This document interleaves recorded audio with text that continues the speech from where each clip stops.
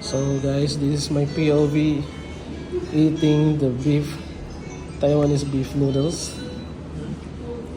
First, higop sa sabaw. Bismillah. Oh, it's spicy. Ang ilang soup, mara siya kuan ka na siya star anise na sa tawag gani na lasa kayong beef. And now, let's try the beef kung sa kahumok. This is the beef. Buka eh. Humok kayo yung beef, spicy kayo. Lami. And this time, let's try the noodles. Nagahana, no? Generous. This is worth 350 pesos. Sa 350 pesos yung the noodles. Smell.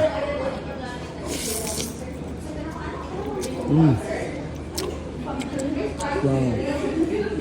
Dami ilang noodles.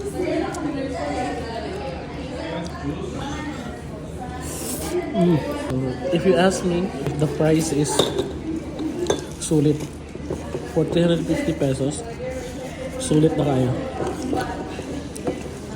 Kaya malasa, comforting, malambot ang baka, and masarap ang noodles.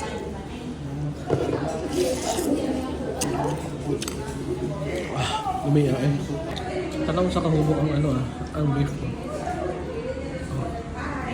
Diba? Parang sa kahubok. Okay. Perfect bite. Bismillah. Muka eh.